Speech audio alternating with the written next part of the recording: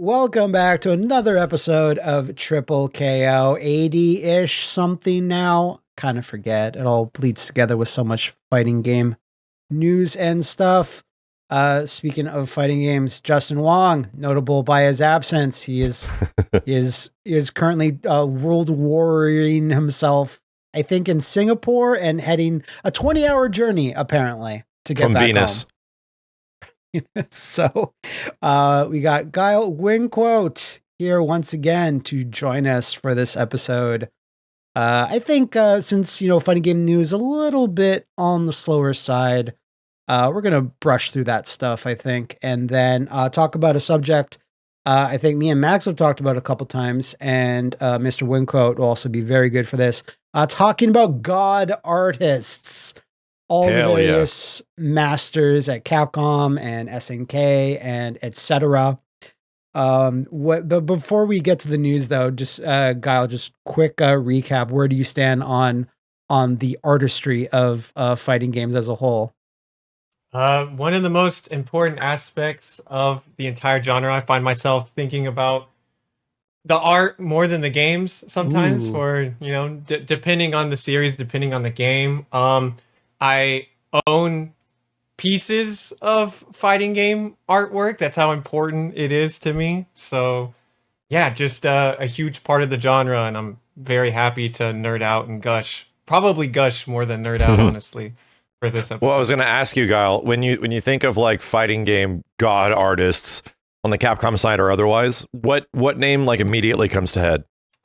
I think it's probably going to be the same for all of us. It's Bingus. Yeah, it's all right. It's 90s. Right. It's 90s Bingus. Yeah, all right. So, But yeah, a couple of notable releases this week. Dragon Ball Sparking Zero, I think, is the name of it. Sparking Zero. I think Max has had a minute to check this out. Have you, Guile? yes, I'm a huge DBZ fan. So, and I'm happy to be able to play a fighting. I don't want to call it a fighting game. I don't want people to get mad. I've seen the discourse on Twitter, but I'm happy to play a 1v1 game that has fighting in it with my friends who aren't into fighting games. So Right. we meet in the middle in this game, and it's interesting to, this is my first time playing a DBZ arena fighter with like fighting game brain. I grew up playing these games, but I would just do supers, all day and look at cutscenes. But now it's like, oh, like I'm doing option selects, and this is like a 2-frame link in this, and it's like there's no casualness in my brain anymore. I have to apply it to this, and it's just been real interesting that like, this game does have some weird depth, and it has more defensive mechanics than most of the fighting games they've released in 10 years. So it's been fun for me. I like it. Okay, what about you, Max? I did rate the super on it, and I've had to be extremely, I'd say, straightforward with my chat about it, where it's like, chat, I know if I stream this, I'm gonna get 20 to 30,000 viewers. I know if I like jump online, the videos are gonna do friggin' amazing if I put them up. But I have to be like honest with everybody. I have zero interest in like firing up and playing the game. And people are like, but you played Dragon Ball Fighters, you daft bitch. What the hell? People big mad that I'm like not covering it. And I have to remind folks that I would never have played Dragon Ball Fighters if it wasn't for two very important things, completely unrelated to Dragon Ball. It was made by Arc System Works, and it was a Marvel vs. Capcom game. So you got me. In the same way that like Power Rangers, I'm not a Power Rangers guy at all. Like the show was just on, and I never really watched it. But Battle for the Grid was amazing because it was a huge IP in like a versus game sort of situation, and I'm like, oh hell yeah, that's amazing. In the same way, I'm gonna try like Hunter Cross Hunter when that eventually drops. I'm like, the more we see on that, the more interested I get. Yeah, because like for me, let's like, I like DBZ as much as the next person, but let's flip it around. If there are two Berserk games released in a year, and one's an arena fighter and one's like Tekken or like Mortal Kombat, yeah, I'm playing one of those over the other, for sure. In all honesty, but I would also do a rate the super for the arena one. And that's the thing I was saying, where it's like, you know what, I'll do you one though. I think rating the super in this is actually kind of sick, in the same way that I've always wanted to do a rate the super in a Naruto game, because the visual splendor of those games from like CyberConnect 2 is so cool, dude. It's like, wow, yeah, they do a really good job. So some of and in conclusion, some of the supers were pretty good in Sparking Zero, pretty good. Some of them better than others. A lot of them like kind of like, oh man, we have animated a Kamehameha how many different ways? And you start to get a little like Kamehameha fatigue after like 50 of them or so. For Guile, since you've definitely put a bit more time into it, like do you see this being a game that's like sticking around even on like the more like casual level? Like when you have so many characters, like what is left for DLC? Is there even there's me and my friends are like, how could they forget Android 8? Like, what do you mean? He showed up for 10 chapters and then he showed up again, at the end of DBZ. So for casuals, I think it's going to stick around just like Tenkaichi 3 did, like that game has a scene, people are playing on Dolphin and stuff. They've been playing it on Dolphin for 15 years. There's a bunch of mods for that scene. It's been going forever. So yeah, I definitely think just like how, this is just going into all the other DBZ games. Like they have DBZ Kakarot, they have Xenoverse 2. Those are still both getting updated. Yeah. I'm always surprised when I see that, just because I'm like, oh, that's cool that they just didn't. I think Breakers is the one that didn't really get much life, or I might be wrong on that. I really like that game. It got a bit of DLC, but yeah, I think Bandai is like, hey, this is going to be our fighting game, fan service game. Xenoverse is going to be our MMO type game. I don't know what you'd really call it. And then Kakarot is this is the story game. This is where we have cutscenes. So it's kind of interesting that we're seeing, because they're releasing DLC for Sparking Zero for the new show Daima. And they're also introducing those same characters in the other two games. For whatever reason, Bandai is not treating these games as like replacements. It's like these fit different niches in the Dragon Ball fan community. So because I haven't looked up the roster extensively, I have two questions. Of course. Is Tapion in it? Yes. That's good. This is very good. and he's annoying. He's really annoying. And is what was the other one? And is Super 17 in it?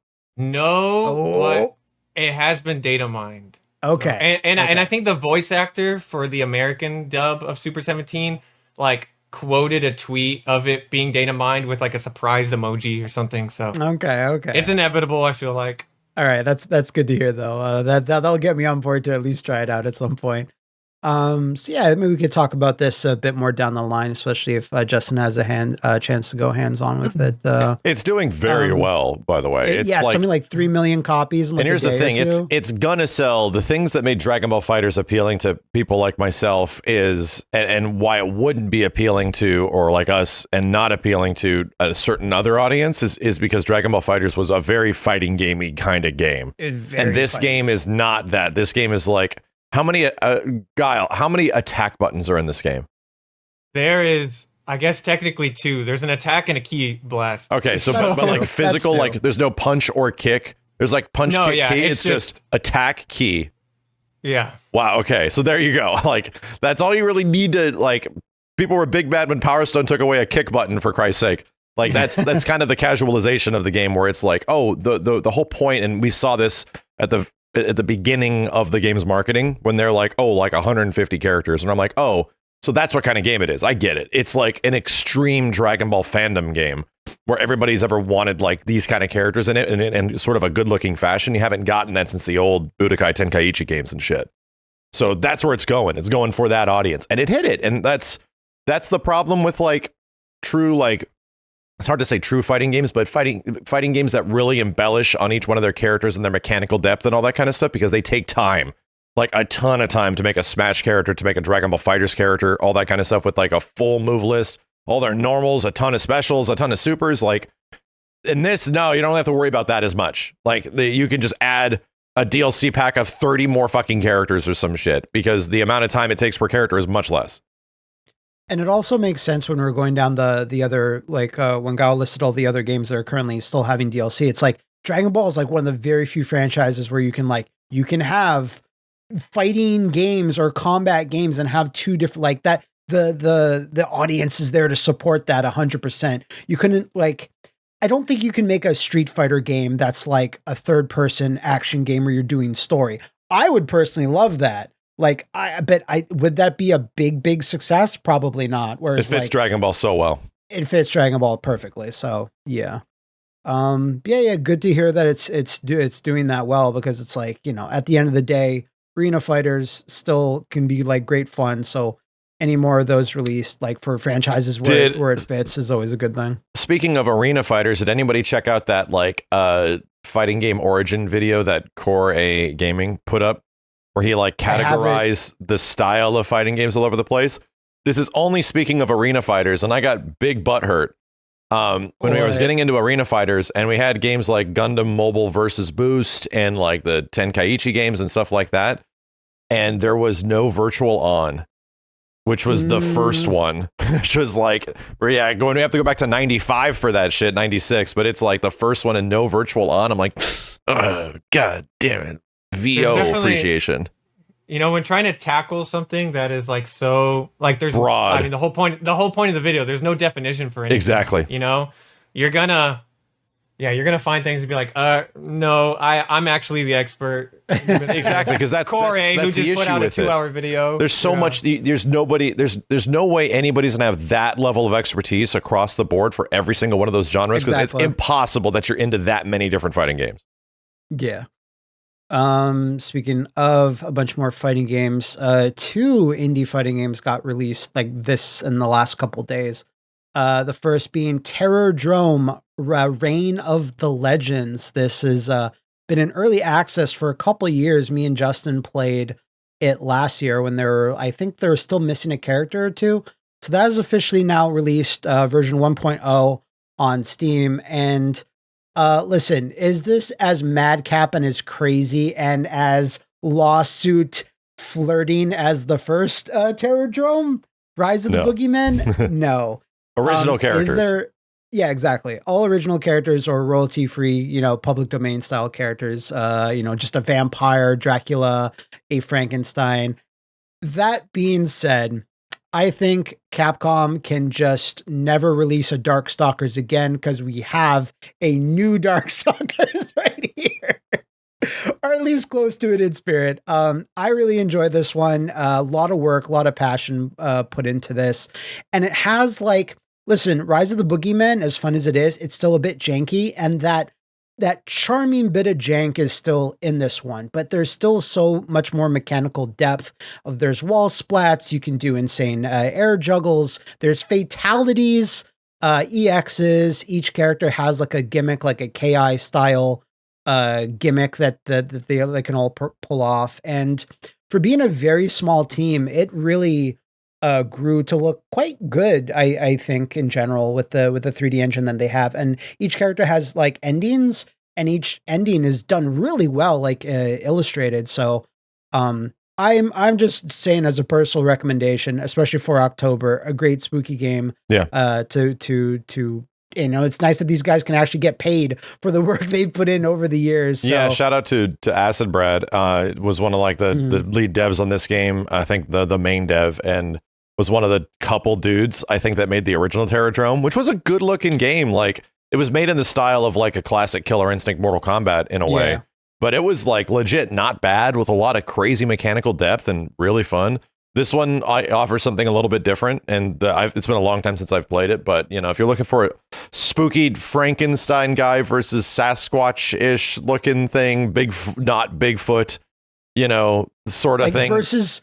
Versus the Jersey Devil and the Invisible Man. Like it's a crazy lineup of have you ever tried either? I don't even know if I've asked you this. Have you ever tried this before, Leighton, either of these games? Yeah, I put out a video on the first one. Oh yeah, sorry, you did. Like, yeah, that was like very early on in my channel.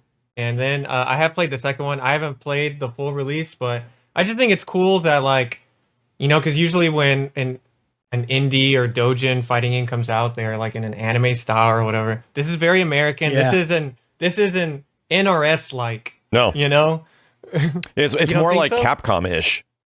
You think so? I think just the feel of it, like, well, this was a while ago. That's related to Terrordrome 1. It had like the snappiness. Oh, yeah. It didn't have like the sort of like input delay that the old MK games sort of have in a certain way. Felt a bit snappy, and I was like, oh, this feels good, you know?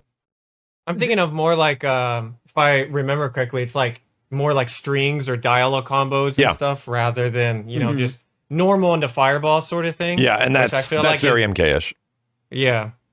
Yeah, the sequel feels a little bit like an NRS game, if I could compare. Whereas like the first one does feel like tighter in a way. It doesn't necessarily feel like a Western fighting game per chance, even though it really, really is. It reminds me of that same feeling when we throw in a game like Dong Dong Never Die, and you're like, okay, this is just going to be bad. Let's just laugh at it.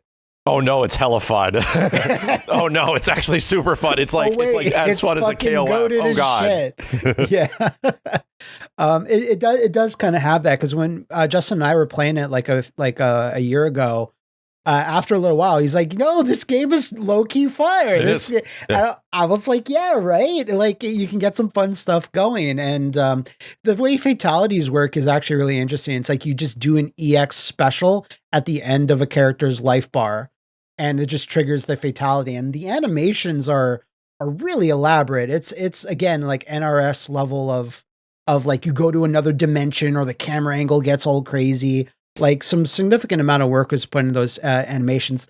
God, what are they called? They have such a good name. They're called death sentences. That's a great name for a fatality. That's good. Amazing. So yeah, if you're interested in anything of the horror variety and like your fighting games, definitely check out Terrordrome. I don't know if they have any console plans in the future, but I don't see why, eventually it wouldn't be a possibility, because all the characters should be, not give them any legal trouble. But aside from that, Blazing Strike also finally released on Steam, PS4, PS5, and Switch.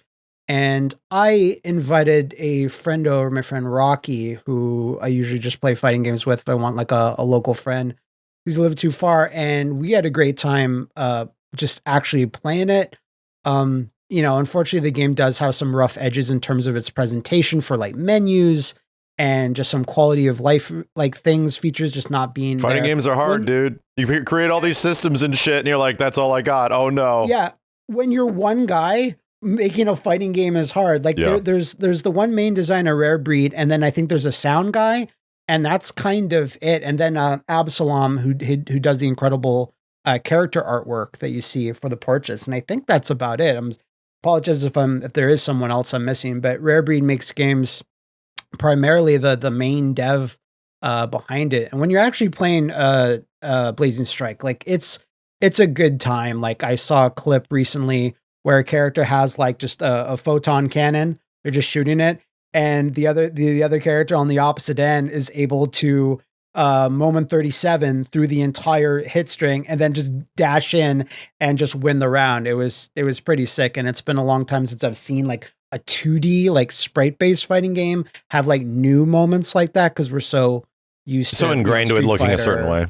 Exactly. So I'm also really impressed. I'm not sure if you caught this, Max. Maybe you did, Leighton, but 2 DLC characters are scheduled to come out, and they promise they're going to be 100% free. They just don't want to charge them. I think there's 2 unlockable bosses. I think that makes the roster with the 2 DLC characters like 16 characters, which is a great amount for like, within the launch period. I don't know when those 2 characters will be shown. They showed the first one, who's like this cool Mexican mecha skull guy. That dude looked really sick. But yeah, I'm enjoying this personally. I haven't had a chance to go online yet, because I was just playing this last night with my friends. So I'm keen to see, and they know that there's certainly some work to be done with some stuff. Like there's things like when you're in story mode, you can't quit out of story mode unless you're in a match. So you'll be in these cutscenes and just kind of like stuck until you have to get through them, then quit out. It's just like things like that. It's stuff like that. Quality of life stuff that is totally fixable. And I was talking to Absalom, who's on the dev team, did the artwork, and just said, yeah, no, we're looking into all this, and we do want to improve it, because it's just like a monumental amount of work for such a small team. But I'm really looking to see that they do improve things and fix some things up. Have you been able to play it at all, Leighton, or no? No, I haven't, but like you guys probably have, I've been seeing it on Twitter for years at this point when it was Years, like a yeah. small, like just yeah, well, I mean it still is almost a one-man project, but um regardless of I guess how it looks right now or anything or what it's missing currently, etc. I still think it's just awesome that an independent fighting game project kind of got picked up by like a big publisher and it exists, It's an Yeah. achievement for sure. So I'm definitely gonna try it out, hopefully soon. Because like Pocket Bravery is the only other one that comes close to my mind is like an all original game, and that was like got its full release like about a year ago, almost a year ago. Yeah. And I really enjoyed that, and they put in some definite like improvements and additional characters into that. So I think I saw Justin had also gotten the game, so well, we can talk about that with him next time. So see how he feels about it as well. But yeah, aside from that, really, really quickly, 2 demos also got released. One for Rage of the Dragons, an actual offline demo. This is in contrast to the beta, the online beta that was released a little while ago. So I was able to play through that. Rage of the Dragons is still super good. Love that game, and I really like all the presentation stuff that they're doing with it. It's the same team that Justin corrected me on last time, the same team that did the Breakers collection. So I'm assuming that game's going to get released soon, the Rage of the Dragons, but I don't think they've given a release date yet, as far as I know. And the other one was Rivals of Aether 2 got a demo as well, I think, for That's coming out soon, too, is it not? I think so. I think this week. I think this is like their release date just happened to fall on the Steam next demo. Fest. Yeah. Demo Fest or whatever. Demo Fest. Demo Fest. Might as well just call it that. Yeah, I downloaded this, didn't have a second to start it up. Yeah, it comes out in a few days from this recording, so it'll come out roughly when this episode goes up, actually, the day after, the 23rd of October. And yeah, another game that is going to have DLC characters for free, so very cool stuff. I think the last thing we can kind of go in on, Street Fighter 6 director hints that a Darkstalkers game was canceled. Fortunately, since none of us here really care about Darkstalkers, I think we can just, pass by this. There's nothing else to say, right? No, let's just move on. So this was true. This wasn't like a mistranslation, or was there like, I think I saw a bit of discourse saying no, that's not what he meant, or no, like, what's the deal with this? Well, he put a bat emoji. He put a bat emoji. Yeah, next to like it was a Capcom fighting game. He said like not a Street Fighter game, and it had a little bat emoji. And I was like, oh, so he's definitely talking about, and that lines up because this is like, I'm not breaking any news here. There was a Darkstalkers game. Like, we saw the trailer. It never got publicly released outside of the SDCC 2012, where, that's the whole meme, the Darkstalkers aren't dead. So that's kind of public information. A lot of people just forgot it happened. But that's effectively what he's talking about. It lines up in that time frame, too, which is like around 2013. Right when the big Darkstalkers test would have happened with Darkstalkers Resurrection that just hilariously didn't sell. I have a message, by the way. So I have to go back to this, and I'm going to quote a part of it. I can't say everything, but a friend of ours and many people that I worked adjacent to at Capcom USA on a lot of projects in that time frame loved Darkstalkers. Like, in the same way that those people were working their butts off to get an RE2 remake, to let Japan to be like, hey, please make RE2 remake. People will buy it. Please, dear God.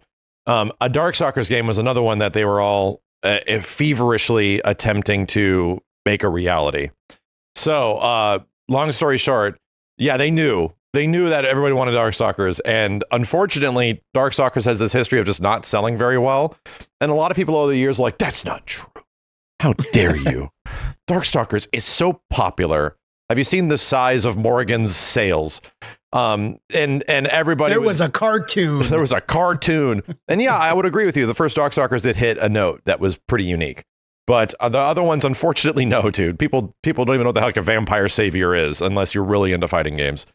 So anyway, I'm going to get to this quote, which was coming from Capcom analysis and analytics in like the early 2010s when they were trying to decipher, okay, so how do we convince Japan in a pitch that this is worth doing?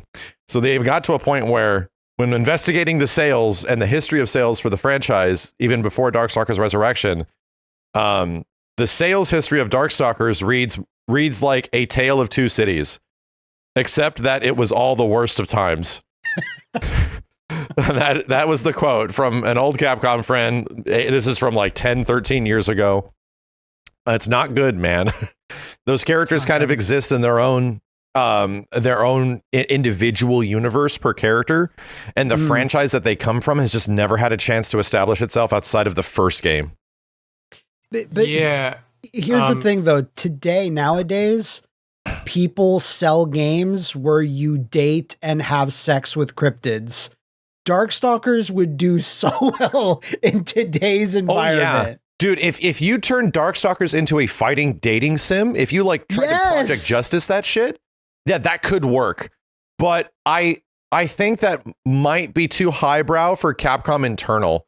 I think they have done dating games. They had one dating game that came out over the past few years. I don't know if it was internally made, but Capcom is weird. Like, they're a little highbrow. Like, we will not make a sequel to a game just because it was successful. Like, they're like that. They're and I kind of respect them for that too. But at the same point, it's like, fuck you, come on. Like, where's Mega Man 12, you piece of shit? But they're like that. And so I don't know if they would do that with a franchise like this, because we all know if you made a Darkstalkers, dude, it's got to be violent, it's got to be sexy, it's got to be Looney Tunes, and all that shit is difficult as shit to do in 3D. Like, it's really hard to look at those squash and stretched Morrigan poses and shit of her, like, her eyes turn into eggs and shit. If you can't handle her during her Looney Tunes phase, then you don't deserve her. Yeah, then you don't deserve her. Phase. Like, that's exactly it. And to think, like, I'm looking at that, I'm like, yeah, this is so cool. I love it. I don't know how you do it in 3D without it looking dumb. Like, it's just so hard. So I don't know. To me, it's like the best bet for Darkstalkers, if it was to get its own individual game, hire the Skullgirls devs. Just get them. Just let Skullgirls devs do this. They're already good at it. They already practically made a Darkstalkers game out of Skullgirls, No, yeah, I was just gonna say, like, Vampire Savior is my favorite fighting game of all time. Yep. I just love vampire in general, and I've been like trying to like get like a lot of old Darkstalkers like merchandise and stuff like that, and I've noticed that like 90% of the merchandise, like dating back to like Japan, where it was, I guess, obviously a lot more popular here, stops at Vampire Hunter, which is the second game. Yep. You get to Vampire Savior, and you have like gashapons, you have like maybe a few figures, but like this merchandise train like ended there. Yeah. So even back then in Japan, we got to the third game, which is to fighting game players like one of the most critically acclaimed greatest fighting games ever, but yeah, I guess like even the popularity train with like the casuals had like come to an end at that point. And that's the thing. It's like, I think Vampire Savior effectively, which is like the best Darkstalkers game, has an audience comparable but larger than most of the other Capcom franchises that people scream to the heavens for, like Project Justice and Power Stone. I think it's bigger than that. I think there's more of an audience of people that realize, because at the surface level, you can look at Vampire Savior and never seen it before and fall in love with that game even in like 2024 and be like, God damn, look at this shit. I can't believe this existed if you didn't know it existed. I think for Power Stone and Project Justice, you kind of got to like, tell me why this is good. you gotta sort of like pitch to me, why is this really cool? And then you'll get it over time. I think Vampire Savior is one of those games where, similar to the Third Strikes in the time frame, even the CVSs and all that kind of stuff in the late 90s, when we start to get to that era of Capcom, it has clear reasons from a visual standpoint why people love this shit. But that's the problem, is that you're going to get those people like one at a time in a line that they're eventually going to get told from a friend of a friend. And the people that are really vocal about it are really vocal about it, but we have to like be reminded. Capcom did another Darkstalkers test practically, and it was 2 years ago. because the hero franchise of the Capcom Fighting Collection 1 was Darkstalkers. And all the games, like even the weird ones where they had to like, there wasn't enough memory on the Vampire Savior friggin' CPS system board. And they had to swap out characters. And that was a sequel, Vampire like Hunter 2 or Savior 2, whatever the heck it was called.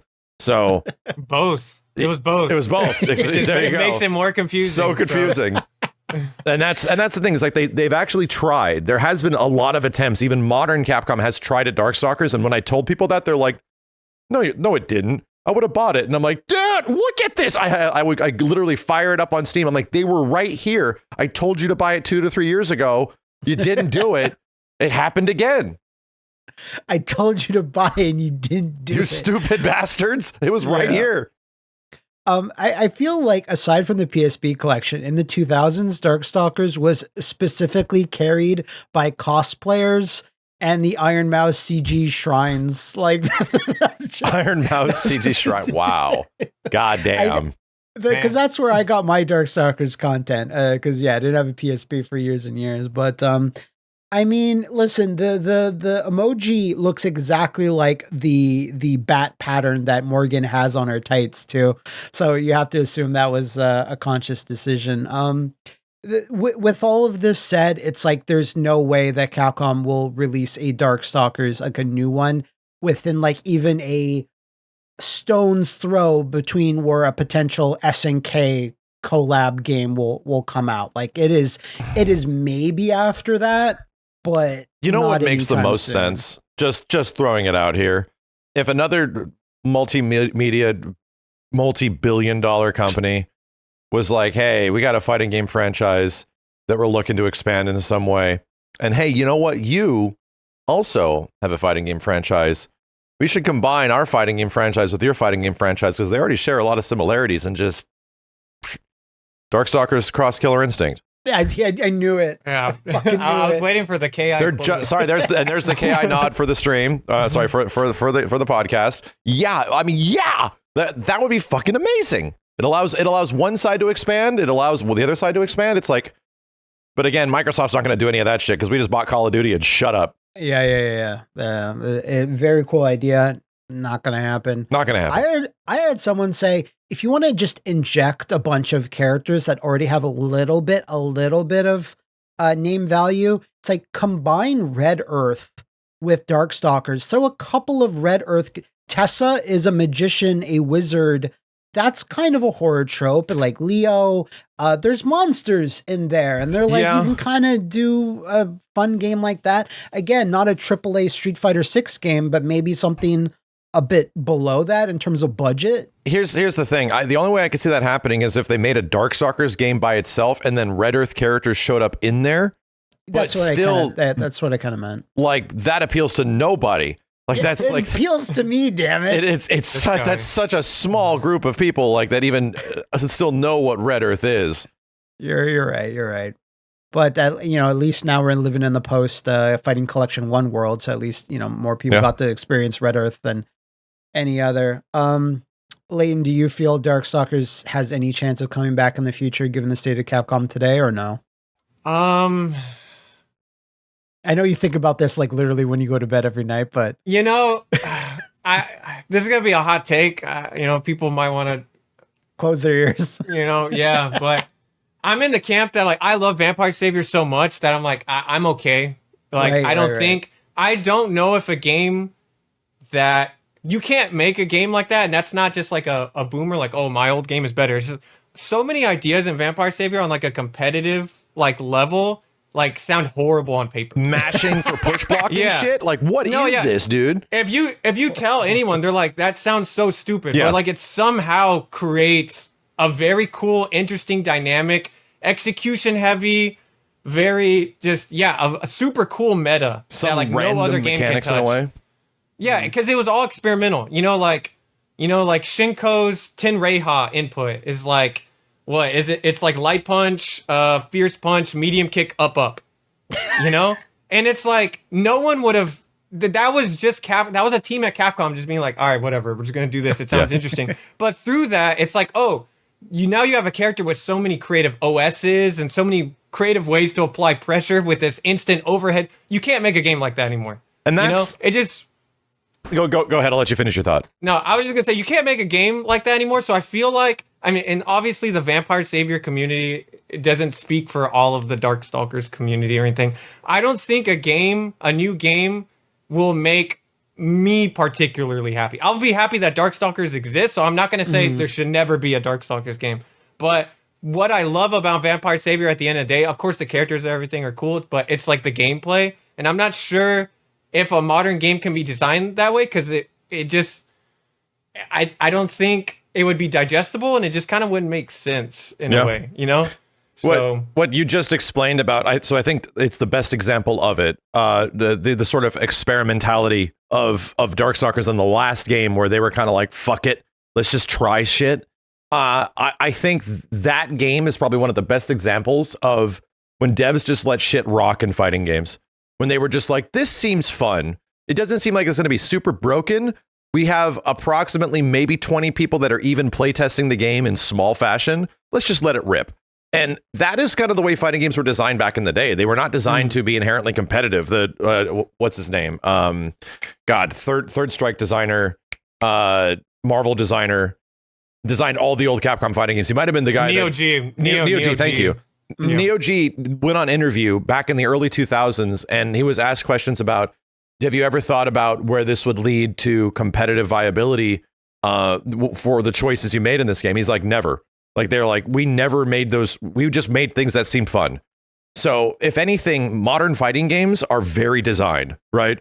Especially over the past, like, getting to be 10-ish years now, like a bit over that, maybe like 7-8 years, very designed. Almost every interaction that's in the game is designed by a developer to be that certain way, to play out a certain way, or their mechanics will cover those situations where something funky can happen. So it's very rare to find tech, like something somebody's doing that you've never seen before and you can't really replicate it because you don't know what the hell they're doing. Very rare to find that situation because the devs want you to enjoy their game at like 90 to 100%. We want you to look at this and be able to do those things and share those experiences and give it to somebody else and just have fun with it. And that is cool. It leads to a very, very fun, like, month one, week one for some of these games. But then it gets a little tired because it's like, oh, we found all the shit they designed, you know? Like, it's effectively been discovered. Darkstalkers, Vampire Savior is like the best example of the old way of making fighting games because they just threw shit in there and it's just like, here, have fun with it. And people will still find stuff. You'll find people playing characters in completely different ways many years later. So that's why I appreciate that game, because there's so many. As soon as I learned what push blocking was, I'm like, you have to be fucking shitting me, right? This is the game people love. And then I tried it and I'm like, oh, it's fun. Oh, like pianoing out of like block strings and stuff. I'm like, oh no, this is actually pretty fun because it happens sometimes. It's just really chaotic. I'm like, oh, okay. But the game's moving so fast, you don't have time to be like, gosh darn, I missed a push block. Jeez. Like, no, I've already blocked 3 overheads from the stupid dog. Like, you know, it's great. That's exactly it. You know, because there's some players who they can, because there's 3 different kinds of push blocks, different distances. And there's a bunch of mind games of like, oh, I wanted you to push block that in that distance because now there's a whole bunch of stuff like that. And, I wish there was a way, I wish there was a easy Evo Moment 37 to explain like why it's cool. Because you just can't. Like, I've talked to people who are deep into fighting games. I'm like, yeah, this is how you tech hit in this game. And they're like, fuck you. You know? It's so fast, dude. There's no time for moments like that to exist because by the time a moment has happened, we move forward and it's gone, you know? So it just seems like one of those things where it's like modern Capcom fight and just like marketing and fighting game design today. It's like, how are we supposed to get that weirdness, that mechanical depth that people have like been like, this is weird, but it's fun, and encapsulate that and have something that like some casual people will buy as well. That's like easier with Street Fighter, right? Because Street Fighter is always more popular. The characters are there. And while Darkstalkers characters are really appealing, just like still not as many people just know them and go, oh, like Chun-Li is the girl that kicks really hard versus someone looks at like QB and then go, you know what's okay. What's one of the first characters when it came to like, oh, you're just letting people sort of rock with these mechanics. And it doesn't really happen on an entire game basis. Street Fighter 6, as much as it has a shit ton of mechanical depth and like defensive options and stuff, felt very designed where it's like, oh man, they really thought about these systems when you play it. The first time I felt it in the past, like, several Capcom fighting games over the past 5 years was Oro. Oro came out in Street Fighter V. I'm like, this dude's weird. He kind of plays like an old Capcom fighting game character with the rocks, and you got to time all this shit, and people really unlock his abilities like months later. It's like, yeah, this is the kind of stuff that was in the older games, and but they can't let this shit rock anymore because, well, literally rock, because this jumping yellow man all over the place is so hard to play that very few people are going to play him, Yeah, like it's hard to get on a soapbox about like old fighting game design without sounding, like cranky or whatever. Sure. But it's just like, I mean, we got to accept the reality that like old like 90s arcade games were developed by like 10 people in the span of like 8 months. Yeah, 3 to 8 months. Yep. And they weren't going to be played for millions of dollars. No one was going to make a job out of it, So I mean, it's not even like modern fighting games game design sucks. It's just, it's obviously two different worlds we're talking about. And, I think about, this is, sorry to get a little bit off topic, but I read an interview with the guy who wrote like Fist of the North Star, Hakoto no Ken. And, they asked him, it was like, oh, like, did you ever expect like, this to be as big as it is today? And it's like, no, I was writing a weekly Japanese comic book for like 10-year-old boys in the 80s. Yeah. I had no idea. We had a deadline and we did it. I didn't know people were going to be talking about what I wrote 40 years ago in like a weekly magazine. Yeah, because it's really rare when someone gets one of those questions and they go, "Oh yeah, no, I was going to take over the world. I knew it." Like no, like barely any creatives ever guy that say made Ninja Turtles and shit, Yeah. We were going to sell like 5 billion action figures. Yeah, no, we knew it. Like no, that's kind of what's nice about old media is the humility of it. Where like so many people back then were just like, yeah, we have this idea, let's just do it, just pump it out. And to a point where what I appreciate about some of these older media, old man talking here, is that there was decisions, but then they were decided and you move on.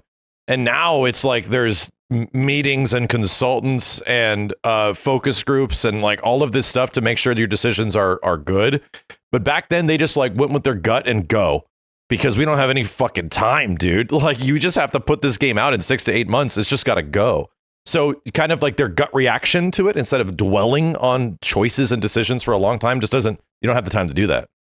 Yeah. The more we talk about it more, I'm like, yeah, just, slots and versus fighters for the rest of time. For Darkstalkers, yeah. I'm kind of in the same boat. You know what I'm excited about? Because clearly it's happening, is Capcom and SNK crossover stuff in the future, where whether or not Capcom and SNK are making a crossover game at some point way down the line, that's where that shit shows up. Because CVS2 is cool, but it's 90% Street Fighter characters on the Capcom side, dude. So we really don't have to deal with old Morgan Sprite and everything. We can get a lot of different characters.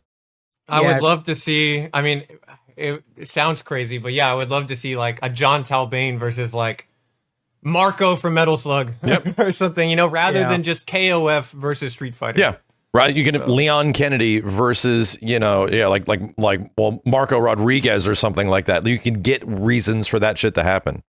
That's why Capcom versus SNK 1 and 2 lies to you, because it says Capcom Street Fighter versus SNK. I mean, and it's only SBC Chaos that actually said, no, this is actually the game like Kyosuke. It's like, oh, okay, cool, Kyosuke's here.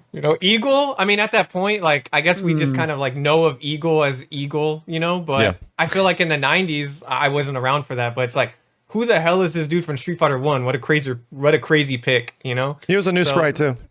Yeah. So we could probably talk about this all day, but going into Darkstalkers, so hard.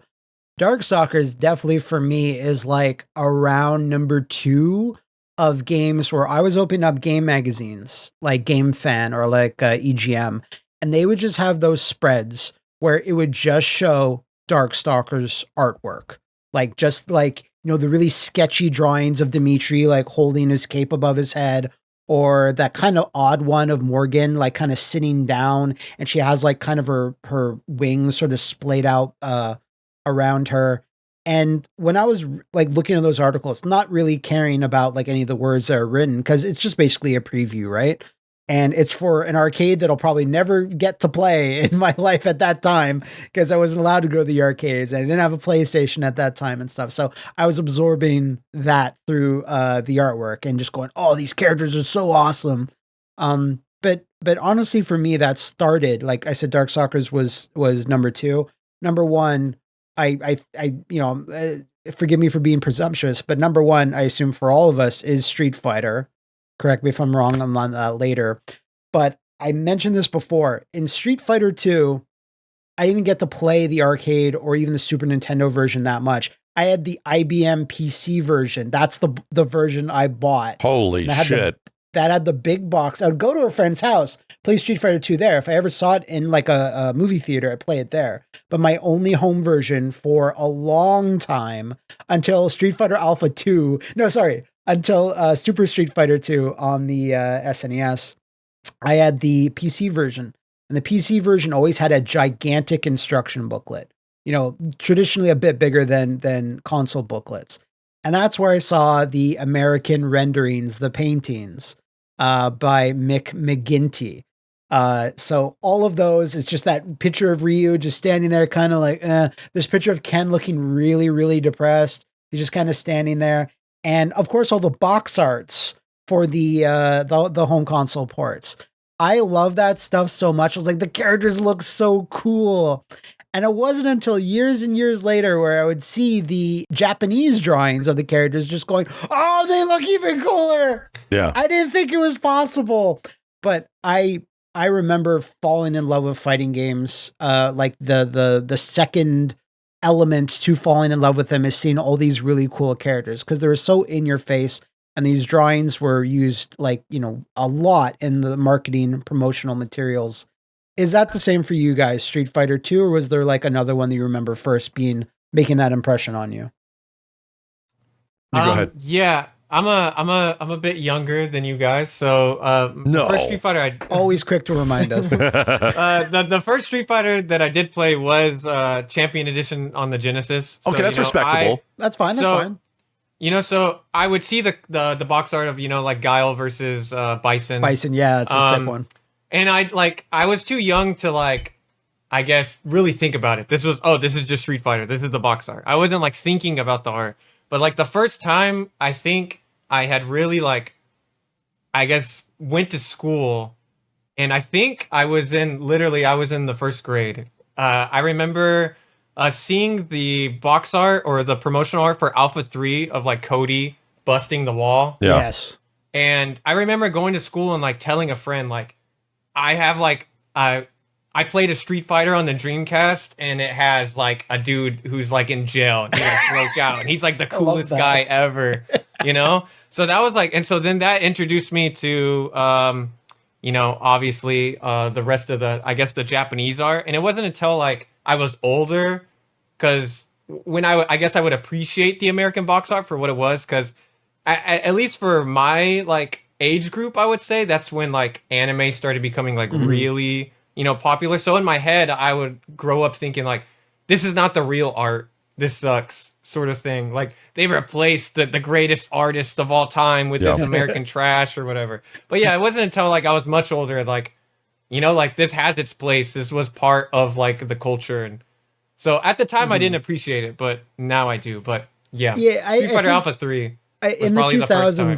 In the 2000s, totally the same thing. Everyone was kind of oh, that trash American art. But I think in the last, couple of years, 5 years, people are that shit was important. Was it exactly the Japanese dev team's vision of the characters? No, but I mean, it's that's just the way it was. Lots of properties in the 90s, if they're made outside of the US, they had to have more US appropriate illustrations and marketing stuff. So I think in the last couple of years, and plus the artist that drew them, Mick, he's still around. He still talks about all that artwork that he does. He's yeah, it's good times. My favorite character is Blanca. He's so cool. And I was oh, that's wholesome as shit. So yeah. What about you, Max? I assume it's Street Fighter, but correct me if I'm wrong there. Yeah, so I think the first game that really, when I think, because I grew up as an artist, just drawing constantly. That was my identity. That was who I was. So I was drawing until was effectively in my mid-20s constantly until my career just sort of shifted. So there was a very large period of time where my life was focused on drawing Transformers at a very young age, Mega Man stuff for after that, Aliens and Predator stuff more than you can possibly imagine. But the first Street Fighter game, and obviously playing all the Street Fighter games, not really paying attention to the art or like appreciating it to the point where it's like my fandom has me drawing this all the time. The first time that happens is Street Fighter Alpha 2. And something about the way Alpha 2 characters looked and their design and like the angles, I believe EDN was the artist on that one. I loved it. I thought it was so sick. And that was right around like the mid 90s when like anime started becoming a thing that you can identify that we didn't know what the hell, how to pronounce it. Anime, like we didn't even know how to pronounce it. So that had a pretty big influence on me. And then, yeah, obviously, like, you know, my anime years that came after that for like 5-6 years or so, where I was like super into it. Alpha 2 was the first game, and I just drew those characters a ton. I loved the way it looked, man. And then Puzzle Fighter happened like right around the same time, and the chibi versions of the characters done by the same artist. It was like, oh, this is so cool. And then the main, not even talking Marvel versus Capcom. Sorry. Yeah, because all of these artists were different. Like worked on a bunch, like EDN worked on like rival schools as well. Did a lot of the main artwork there, and love it. And Red Earth EX series and EX series, which I feel like is like, I feel like he's probably like by name. I feel like he's maybe one of the most like underrated because I feel like everyone knows Bingus. Everyone knows. We all know who EDN is. I got a question. He's gone under several different aliases for like a while, and I swear it gets confused. It's the same thing with Bingus. It gets confused in some of the books because you hear like of Shoei, and I'm like, no, that's not him, and I get confused of. Because sometimes they have like the wrong name next to the artwork because even at Capcom they didn't know. So I feel like at times it could be sort of confusing of identifying this art style definitely is this dude and it says somebody else's friggin' name. I mean, it doesn't help at the same time. Like, or I have the Darkstalkers like art book, like official complete works. Yeah, the official complete works, and there's literally like like little excerpts from the artist, like mostly Bingus, and next to some of the drawings, he's like, I don't remember drawing this. Yep. You know? So it's like thanks for that insight. You know, so they don't even like, I'm sure. And like, of course, when you're making official art for a particular title, you're probably going to copy like, you know, the other artist's style that's already been set in stone, you know, sort of thing. So yeah, it does get like kind of, it's all over the place. Yeah. But I definitely think Edion is one of the more like unsung heroes because I feel like he personally, to me, the way he draws like the Street Fighter cast is very, he like took the best of like everyone, bro, and made like this is the amalgamation of Ryu. Yep. I have the best example for this. I'm going to remind you that this shit exists right now. Here we go. I think I know where you're going. But where's the artist? Super Street Fighter 2 Turbo GBA. Yes, God tier, the best. I swear to God, it's like the best Street Fighter characters have ever looked. It's so sick. Yeah. No. Like when I first saw that, like I didn't have a GBA at the time, but when I would open up, like I think it was a Nintendo Power, and you would see that like dark shading on certain parts of the characters, sick. With their musculature, their poses, like Ken's that shot of Ryu and Ken, like like this is Street Fighter, bro. Look at this shit. Yeah. So yeah, he like, you know, maybe not as well known as like Bengus or even like Akiman, but like. Definitely, I agree 100%. Like one of the more underrated artists, if not the most underrated, at working at Capcom at the time. And the other thing that made it confusing is when you had games that had multiple entries, like Alpha or Street Fighter 3, they would change the artist for every single one. Yep. So like it would also be confusing. So like from Street Fighter 3, it was like Akiman and Nishimura. And then in 2, it slightly changed. And then 3, it changed into Aikino. So Daigo Ikano, yeah. And that would also be confusing because until you got art books or the internet was like, you know, really, really, you know, you're on it every day and checking things out. If this information was even there, it's like you wouldn't even know half the time. Like maybe if you're living in Japan, you could get MOOCs and stuff that would kind of explain it a little bit more, but... And like the relationship of the artist to the company now is a lot different. Like there's even at these companies, artists aren't really like relegated to just working there because that doesn't make any sense anymore. Artists are effectively freelance now. From what I understand, I don't know if it's that much different in Japan, but you see Kinu Nishimura and Bengus and Akimen working on a ton of different games and like a ton of different projects. They're not specifically tied to this, but in the 90s, they were producing so many goddamn arcade games a year that needed artwork. They had to be hired full time. Where you're just going to start pumping out artwork for us like 8 to 19 to 38 hours a day. You know, just draw your heart out, but now that's not really necessary, and most of these artists have just gone their different ways, and you know, we get to be like, oh, Kino Nishimura is doing art for this one mobile game. That's clearly her, you know. Yeah.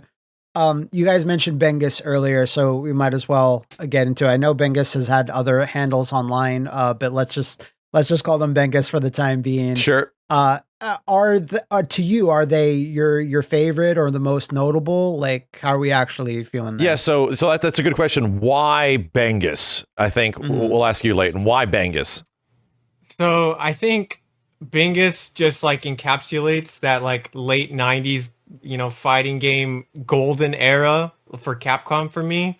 He had his hand in like almost every game, but most importantly is that his style, I guess, like became so iconic that in my head, that's how I think of these characters. Like, this might sound sacrilegious, but when I think of Cyclops, I don't think of Jim Lee Cyclops. I think of Bingus's Jim Lee Cyclops. Sentinel, same shit. You know? Yeah, I think of weird blue Venom, you know, his like roundy blue Venom. I don't think of Todd McFarlane Venom. And I think that just really like speaks to how iconic and like just even the way he colored the characters. Like if you color Spider-Man a certain way, you know, people are gonna be like, oh, that's obviously like Capcom Bingus Spider-Man. That's not Todd McFarlane. That's not anyone else. That shade of blue, that shade of red is Capcom Bingus. You know, I'm glad you're saying that, because as the art director for the Marvel Infinite Beyond thing, that has been the whole goal of mine. Is like, okay, this is the wrong blue. Like, this is the wrong red. Spider-Man went through like 9 or 10 different iterations before I effectively was happy that that's Capcom Spider-Man. Finally found it, dude. Same thing for Mega Man, same thing for a lot of the characters. The blues and the reds and everything in between is so specific to look like the old 90s style. Because Capcom Spider-Man is not red. He's orange. Slightly orangey red, exactly. Yeah. He's like salsa red, I want to give special shout outs to Bengus for this one particular thing. You guys know the Street Fighter 1 artwork, like when Street Fighter 1 was coming out, he did these amazing illustrations that were like never used like in the game, you know? Yeah. I thought it was. Is it the first picture example we're looking at here, right? With like Ken Ryu Sagat? Yes. So this stuff was like when the game was coming out or being in development. And you look at it and you're like, why is that so fucking good? That looks like he did it like much, much later. I thought the exact same thing.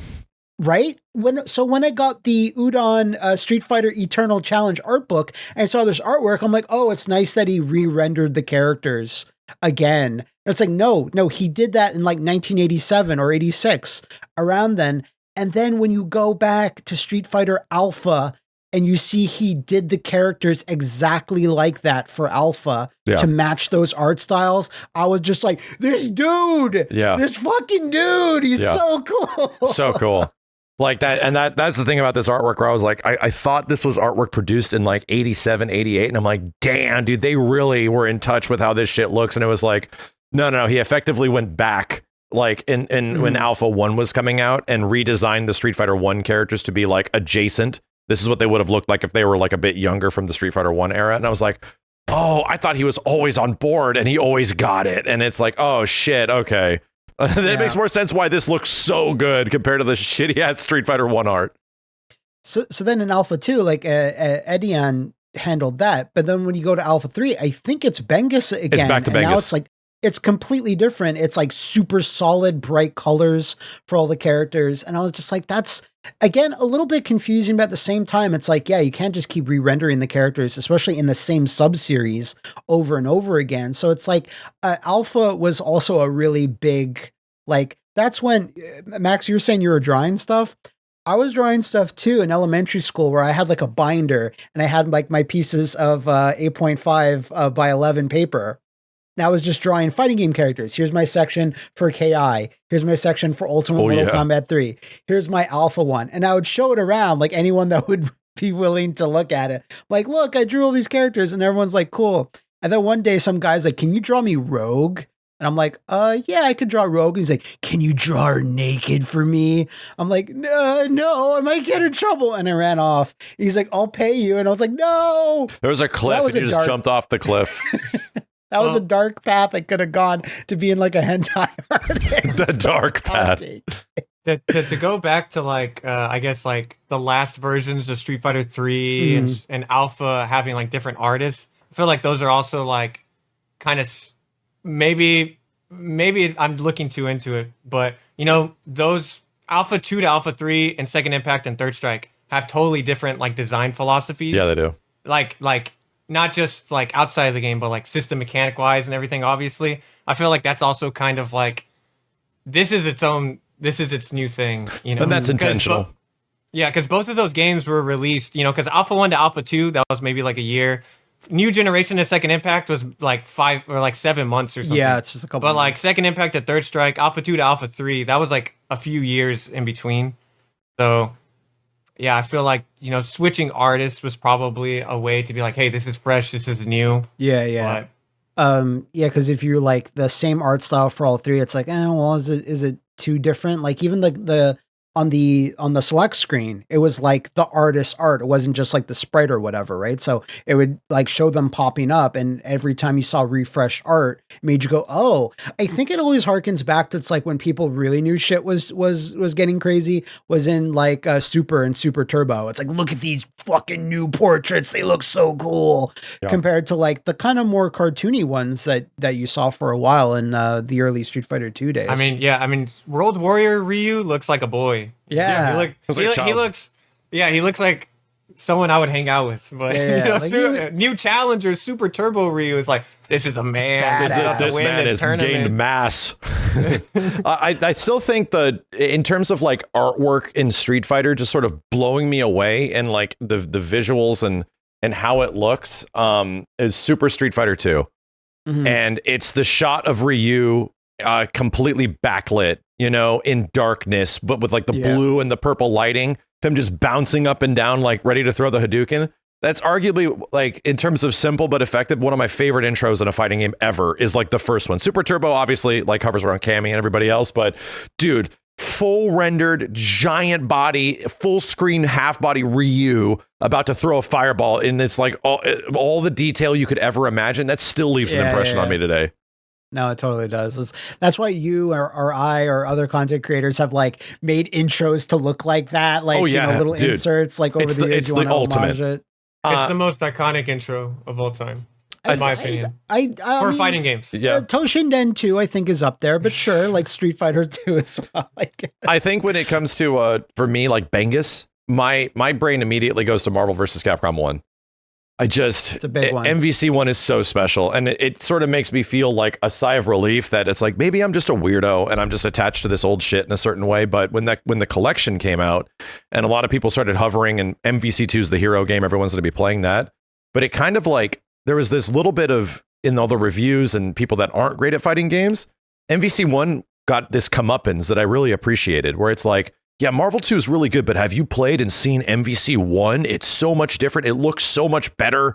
Like, people said all this kind of stuff. It's so unique feeling compared to all the other games. I'm like, yeah, I know, man. Like, this is what I've been saying for years. Like, the half character portrait art. Like, there's so much legendary art that's from MVC 1 that got emulated and replicated like it's the Akira bike slide over the years. That it's like, that's why that game's the GOAT, dude. It's just, its art is unmatched in my personal opinion. Yeah. I wanted to touch on Bengus for one thing. It's like, it's not all the artists, but some have like, are still, or came back to Capcom. Yeah. And listen,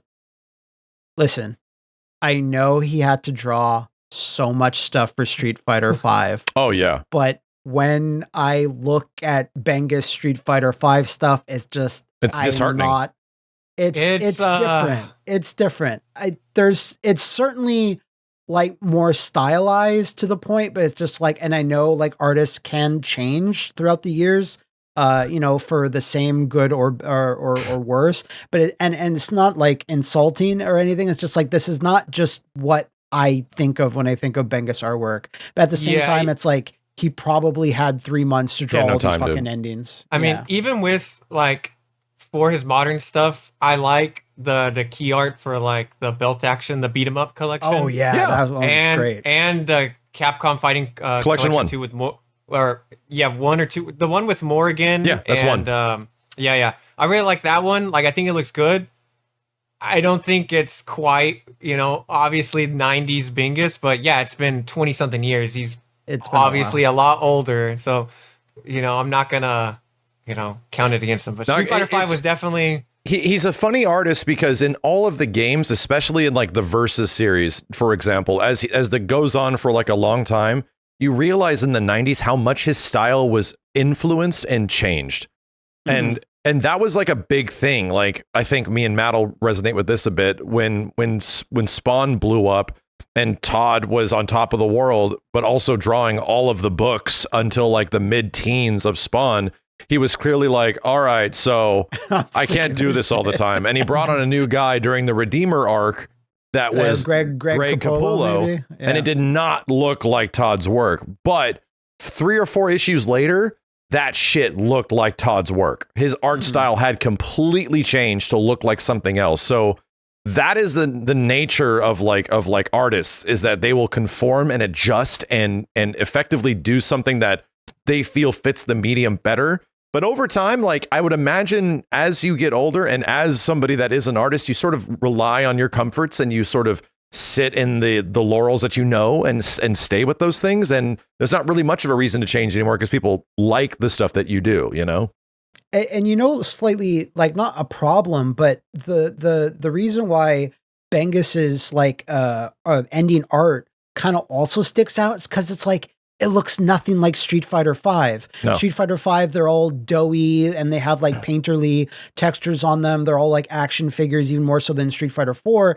So if the entire game looked like something similar to Bengus's artwork, I think it would have been like fine, but it sticks out like such a sore thumb compared to like how endings were usually shown in Street Fighter games, either via the anime clips in Street Fighter 4 or just like, the sprite drawings, or, not sprite drawings, but like, the pixel art in Street Fighter 3 or Alpha. So it sticks out to me worse in that regard. It's probably been talked about a million times to death. Yeah. I mean, I don't think we'd be talking about it as much if like the launch of Street Fighter 5 and everything else about Street Fighter 5 didn't miss so hard. It just lined up with the rest of the game's quality not being particularly great. Mm-hmm. It was just, obvious that this game was made in like less than a year.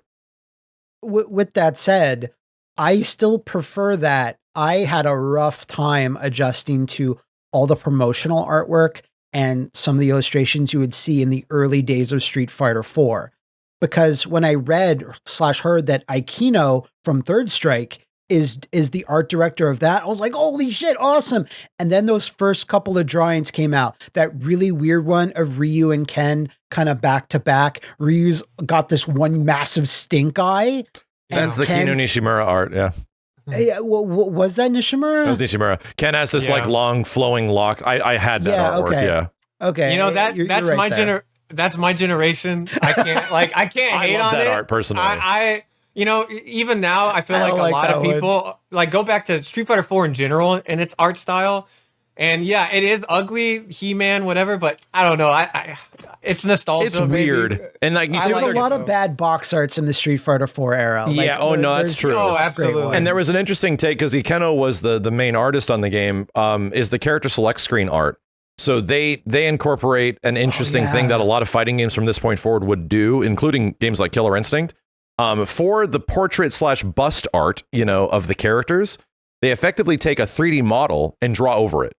So it keeps the proportions sort of lined up. The what's on the character select screen is now somewhat representative of what's in the game, just obviously polished up from an artist, in several ways. So that's I don't know if Capcom was one of the first ones to do it because this is, HD 2.5D games, but that's what I noticed because they changed Ken's face several times from the arcade version to the eventual launch version because we were all playing the arcade version of 4. So yeah, it's cool looking, but it lines up with the fact that it looks a little funky. It looks a little like it's from the in-game, Chun-Li's hands. Yep, Chun-Li's hands. Model Sakura's crazy elbow. So, I won't say anything more. Yeah. When they got to Ultra Street Fighter 4 and you'd see like the pictures of Poison or Hugo or Rolento, those look great. Like they nailed that process by then. And even by Super there or Arcade Edition, they're doing really well there. I want to talk about Akiman for a minute. He is an artist where he did a lot of like, the tertiary illustrations you wouldn't really see in the game, but he did those main ones of the entire Street Fighter 2 turbo cast, so the bosses included. And it was just that one simple shot of them in a background, like it's like Balrog standing in front of like, the ring girls and he's got his fist together, or Ryu and he's just on the castle, just kind of yelling. Yeah. All of those are like perfect. For Street Fighter 2, they're absolutely perfect. But as time went on, he would get less and less like active work, like being the main illustrator. But during Street Fighter 4 and 5, Capcom would either commission him to do like, here's a picture of Chun-Li, and drew so many Chun-Lis during that time. It was wild. And some of them are amazing. Like he is better. Because he created Chun. Like he's, again, Akimen's the father of Street Fighter visuals. Like he created the sprites and the visuals. Like I think he's better nowadays. Like some of his pictures are so evocative, like of Chun-Li specifically, because he was drawing her so much that I'm like, oh my god, this looks so good. And even Ryu, he would draw Ryu a lot during that like couple of years ago as well. Sorry, you're gonna say, Lynn.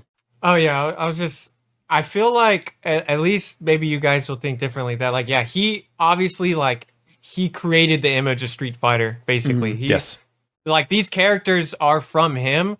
That I feel like he's just kind of, I don't want to say glossed over, but not really brought up in like the best of, because we've just accepted that like how important his artwork is, that I never really see anyone say like, oh, Akiman's my favorite. Yeah. Because he created it all, He created the colors, he created everything, dude. And I think the reason for that is because the last game, and I just posted it in the chat, the last game he was like a main character artist on was New Gen. Was New Gen, yeah. And it looks very different than his usual art style, right? It's like the the really heavy like black outlines and stuff like that. And I remember not liking this artwork when I was a young kid. I appreciate it now because I loved details when I was a kid. I just loved characters with a ton of details, which is why Todd McFarlane was so popular for me. But this stuff looks great nowadays, where it's like, oh yeah, the simplicity of it is what makes it so good. The fact that they don't need all those lines is what makes it evocative. This was the last game I think he worked on where he was a main character artist doing like character select screen art and stuff. Yeah. Just when you show me a page like that, I just, I have several, because Eternal Challenge is the one I mentioned before, the first art book, and it's relatively thin. And then afterwards, when that was a success, Udon and other people would be like, we need more of these art books. And then they started getting thicker and thicker. Then it became like all of Capcom's artwork, not like just Street Fighter, and it was done in the sections. And then just Marvel, just the Versus games got their own art books and such. Like that's how good this stuff was. Oh, so and Project Justice is getting one. Rival Schools is getting one right now. Yes. Put in TKO when you check out to get 10% off. I wish. Because I got the Darkstalkers one. I'm sure we probably all have it, and like the Marvel ones. But like, Rival Schools is a big one because that's a lot of Edian treasures. I want to touch on American games a little bit. Mortal Kombat 1, not that much of an impression. The story sequences at the start of Mortal Kombat 2 made such an impression because it was a combination of actors and really good background design, and like getting Goro in that one shot where it's like a bunch of fire and Shao Kahn like admonishing Shang Tsung, like, how dare you fail? Yeah. That was such an impressive story sequence. And as Mortal Kombat and 2D Mortal Kombat era went on, you saw that stuff less and less. You would just get that one shot of Raiden, but they do a really good job of it, but there's still not that much to say because they're actors dressed up. There's not like a million renderings. John Tobias obviously did, the very comic booky looking like, but you never see that collected anywhere else. You wouldn't really see it that often in game magazines, at least to my recollection. So like Western games, aside from KI, which would be shown a lot in Nintendo Power because that made sense. why would they not advertise that? But those main illustrations from KI 1 to 2, where it was like Glacius slicing the underarm of TJ Combo, or that one like full gore where he's standing on like Thunder's stage. Yeah. Like, but here's the thing. Unlike the Street Fighter art, this art would never change art styles. Because there was no art style other than rare CGI rendering. Yeah, it was an SGI rendering machine. Yeah. Yeah. So but they picked really good shots. Yeah, I have to give credit where credit's due. You know, effectively the art style of Nintendo in our childhood is actually Kevin Bayliss. You know, he created Donkey Kong, he created Diddy Kong, he created the entire cast of Killer Instinct, he created friggin' Banjo. Like, he's like the guy that was responsible for the majority of these old games, because he was one of the only people that learned how to use that SGI rendering machine that made like the Jurassic Park movies and shit. So I've talked to Kevin several times, and he streams and stuff like that. But yes, I think I have to give Kevin Bayliss a lot of credit. Nothing looked like those illustrations, quote unquote, like CG illustrations from KI. Yeah. In 1994, everything that was CG looked like ass, dude. The only thing that looked good was Toy Story, and it still looked relatively bad. It was like, yeah, this looks decent because they're toys, you know, but the humans were like, ugh. Like, even in the 90s, we were like, ugh. Dude, like the way characters looked and the way they were lit in Killer Instinct, still looks good to me. Like, it still hits me. It's like, this is fucking cool. And do you know what was key? Unlike Mortal Kombat, every character got like their illustration. Oh yeah. Like it was Riptor facing off against, I think it was Glacius, but every character like had like, that's their one really cool looking illustration to sell you on that character. Yeah. Orchid bending over, cleaning a car. That's the one to sell Orchid. Oh yeah. Stuff like that. And that's like what Mortal Kombat kind of lacked. They didn't really have a dedicated, like, here's this. I think when MK3 came out, they had these one really static shots of everyone just standing there, like not really doing a move. Sorry. Which I love. Like, I love that particular, like, things of artwork of the ninjas, like how like baggy almost. They look very like, I don't know, they just look cool. Like, I'm assuming that's John Tobias. I've always assumed that that was like his like concept art or like whatever. Yeah. Like, I don't know if it was marketing where it's like our whole appeal is that it's live action people, so why are we gonna market, you know, 2D artwork? Yeah. But like, whenever I see his like, you know, drawings of Kano and stuff, I'm like, these characters are badass. Like, this is awesome. Yeah. I wish there was like key art. Maybe we wouldn't have gotten the iconic Quan Chi on the side of the MK4 cabinet or something, you know? But no human can render that. But like, how cool would it have been, you know, to have like, you know, like a maskless Sub-Zero punching like Cyrax for MK3, like exactly. Art, you know? Because for promo shots, like from MK2, it's like the actor that played Kung Lao, then Baraka, then Kitana, and they're all like the new characters, and they're all kind of doing like a martial arts pose, and that's kind of it. So like, I get that from Mortal Kombat. So John Tobias, like, his artwork was never used as much as it, you know, probably should have. But because they worked so hard on Mortal Kombat backstories and motivations, like that kind of helped out a lot. But like, in terms of like Western stuff, like they're like, aside from KI, like in my head, especially like in the 90s, there wasn't that much to gravitate towards. But we can't just spend all the time on Capcom stuff. Have to talk about Shinkiro at the very fucking least. Also a Capcom artist, you know, as time has gone. Also one, yes. Because now I think it's like Shinkiro has worked for Capcom longer than SNK, I think. Yes, oh yeah, no, for sure. Yeah, I think the first time I noticed Shinkiro art for Capcom was like the Resident Evil Deadly Silence on the DS. Like, mine was that dinosaur game. There's like a dinosaur. Dino Stalker. No. Yeah, Dinos. That was like, yeah, I remember that. Look at that box, okay, I'm like, is this, why is George Clooney on this box? I'm not sure you guys saw my tweet, but the most obscure Shinkiro artwork is that he was commissioned to draw the Japanese artwork for PsyOps, the Mindgate conspiracy by Midway. That's the fucking shot. I remember it. So cool. But yeah, like, I would not see KOF stuff that often, and because he wasn't like, he would draw like artwork for Fatal Fury, but you wouldn't see it like too often in game magazines and stuff. But it's like, the shots of Joe, Andy, and Terry all having the exact same Mel Gibson, George Clooney face. Yeah, like that didn't make much of an impression on me for a while. because I was like really into the Fatal Fury anime. So like to me, Fatal Fury was kind of Masami Obari rather than fucking Shinkiro for a while.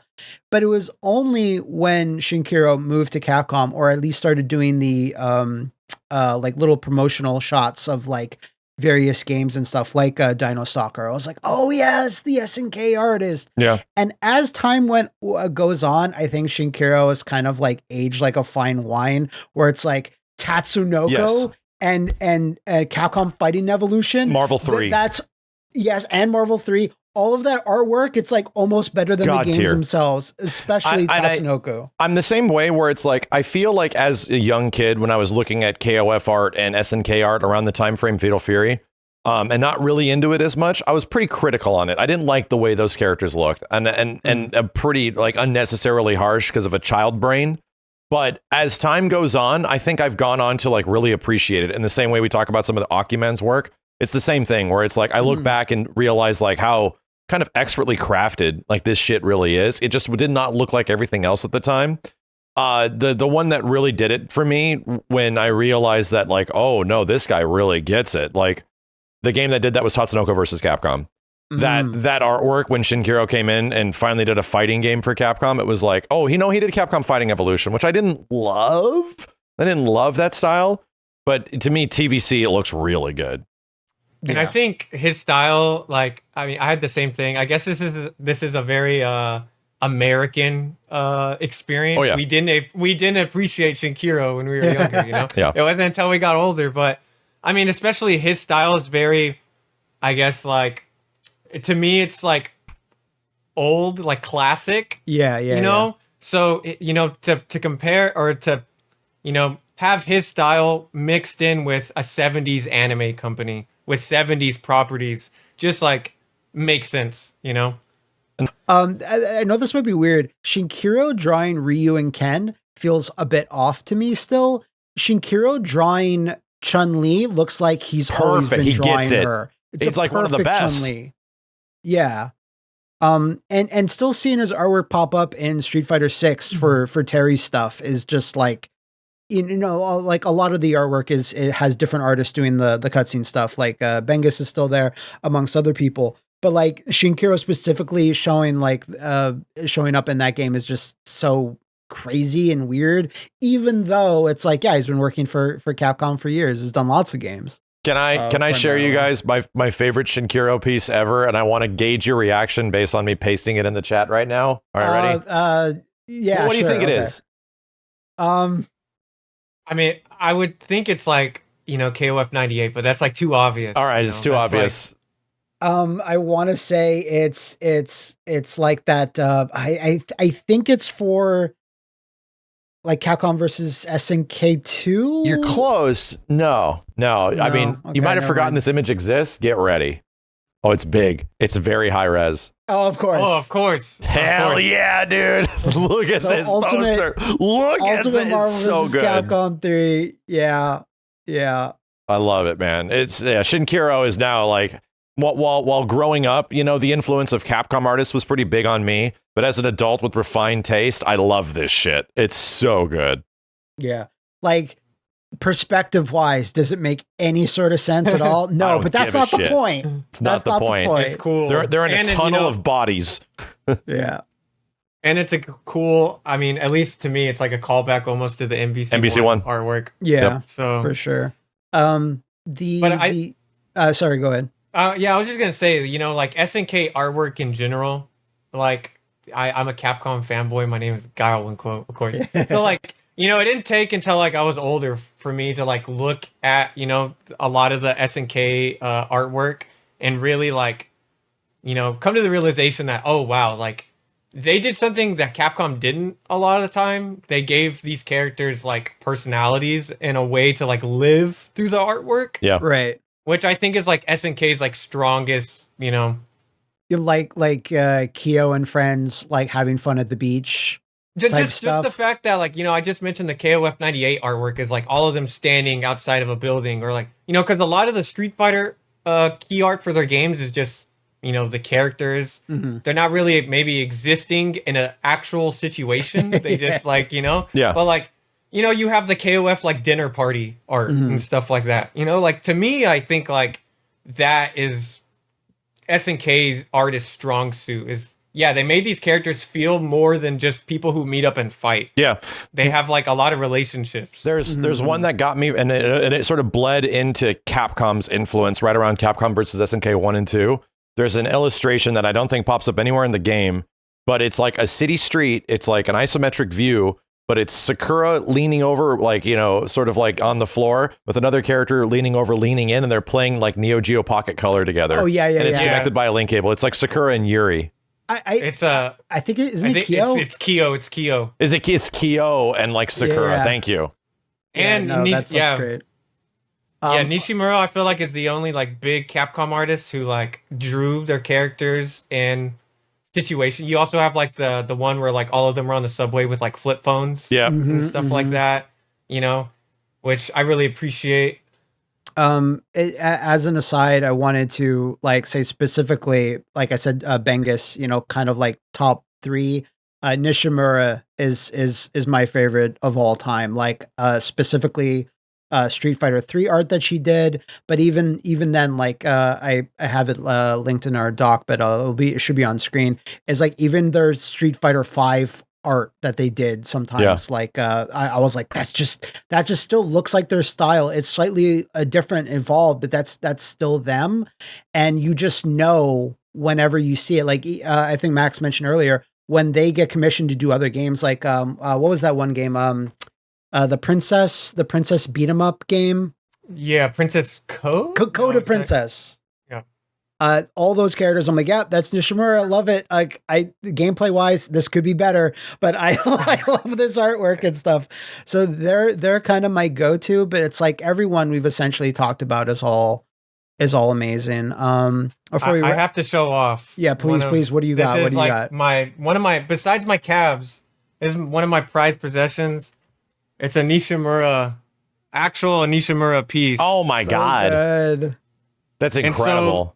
Jesus. So at EVO 2023, the Capcom booth had Shinkiro artwork, it had Bingus artwork that they made like for that event. And they had Nishimura artwork, and they had like a little booth that you played a bunch of carnival games, and if you get enough tickets, you can, get a piece. You were there all day.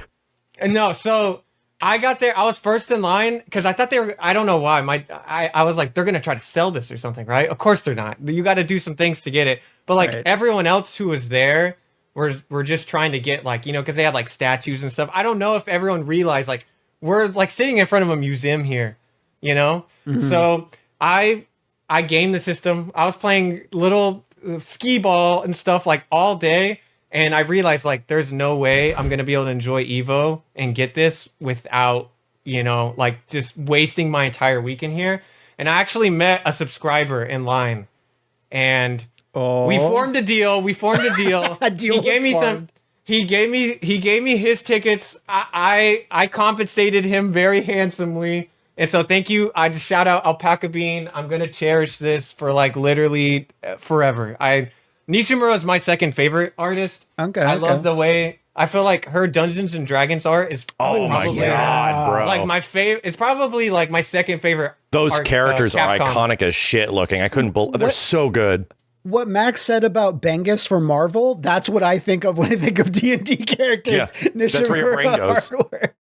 It's beautiful. I mean, of course, her being a girl, she has like a certain style with it. She draws everyone very pretty. Very beautiful, very, I guess, like, handsome. So, yeah, her style is just so iconic. And if she's also an MVC1 artist, too. She did the circle of all the characters looking down. That's her. Yes. Yeah. That's a classic one. Of course, going back to Edion, of course, the most iconic Marvel artwork of Ryu naked on a table getting tortured by a bunch of Skullomania versions of There's 3 art, yep. The weird shit. Or the one where I think it might be Ikeno, where Ryu's like in a locker room with a bunch of dudes that are like, ooh, like this big guy's like buffed and flexing. They're like, I think that's an Ikeno art. There's some weird ones in there. It's always great when they have those, like, no one's ever going to see the light of day of this when they were made, but like, hey, someone will collect it in an art book one day. I do. I before we wrap up, I do want to give shout outs to two others, specifically Takuchi Kawano, who's best known for doing a lot of work for Namco on Soul Calibur and Tekken specifically. They are another artist that I feel it's like they only get better because I loved Soul Calibur 6 artwork. So and they good. were like going back to like Soul Calibur 1, I think, or 2. No, Soul Calibur 6 was supposed to go back to spiritual Soul Calibur 1. So Mitsurugi and like Knight and Siegfried and stuff, they look closest to 1. And they also did the Namco X Capcom. Yes. Art, right? Yes. That's some of like my favorite art. I think did I link to the picture, because their Chun-Li from that shot, their Chun-Li looks so fucking awesome. Like it's another person that's like, oh god, I get to draw Chun-Li. I still have the Tekken 4 art book that came with the pre-order of the game when it came out, and it's just full of their art. Like it's amazing because they did illustrations for every single character. It's like, oh my god, this is so sick, dude. And they're another artist that's blessed with like being able to do really sketchy, casual, like unfinished looking things of Tekken characters just lounging around in like a chair, but then can do the really polished, perfect, like Soul Calibur 2 looking shit. Yeah, exactly. And like and up to like 5 and 6 and everything. And like they're almost like kind of underrated, even though they basically handled most of Namco's modern fighting games. Like their stuff just looks kind of, again, timeless. I think it's, just because whenever a Tekken game comes out, of course, they're like key art, promotional art's gonna be like the 3D CG renders. Yeah. So it gets kind of a little bit lost there.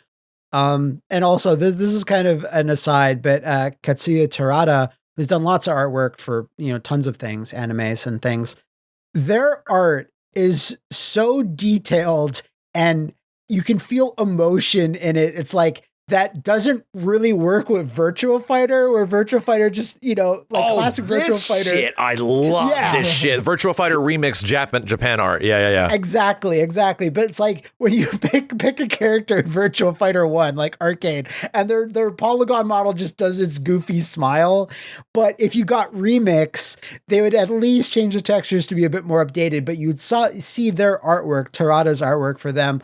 But they have these like hugely emotional, like Wolf is the most rendered version of Wolf ever. He's got like dark bags under his eyes and Jeffrey's super pissed.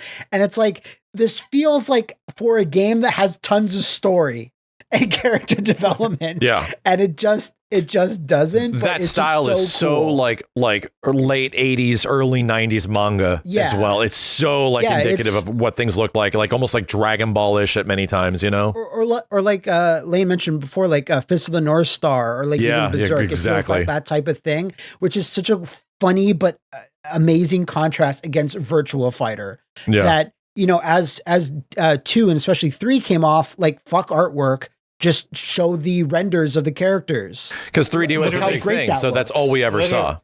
Yeah, sell CDs of just pictures of the characters. Exactly. Yeah. So, and because this is what the game looks like. We don't, have to do anything else. Like we're selling it just based on that alone, versus pixel art, which is, small and you want to blow that up. But for Virtua Fighter but I'm just always happy that Tekken like kind of almost went the opposite route, where it's like, no, let's just pay this artist, to show all these characters doing a cool illustrated pose.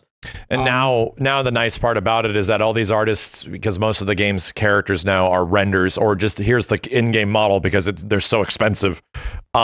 These artists will come back to do different things. Like Street Fighter 6's example, it's just littered with artwork and the backgrounds and the arcade modes and all that stuff.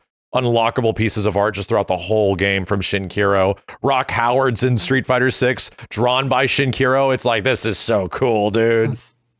And it's kind of in contrast, like, because in Street Fighter 4, it's like, now here's in-game cutscenes of the models talking, and here's the animated clips that we hired some company to make. Yeah, was it exactly. 4C Celsius. I forget the animation company that they did hire that stuff. But that was when it was like, oh, I guess we're just doing that from now on. Yeah, it didn't feel great. It was a little rough. It didn't feel great, but Yeah, I guess that's everything I have on the on the list here, but there's still like maybe a couple more SNKRs yeah, we didn't even touch. Like like Shoei, for example.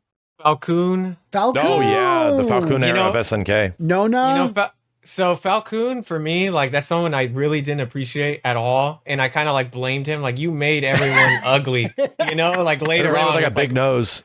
with like Maximum Impact, he designed all those new characters, And a lot of them are yeah.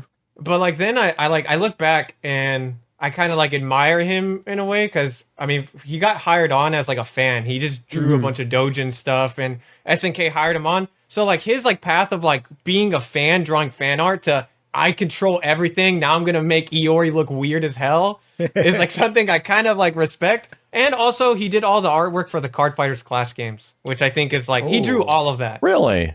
Yeah, that's him. That was like his first like big thing at SNK. Was like he did all of that art before like obviously it turned into pixel art and stuff. So I mean yeah, he drew some of the most like iconic what would become pixel art ever to me. So gotta respect that.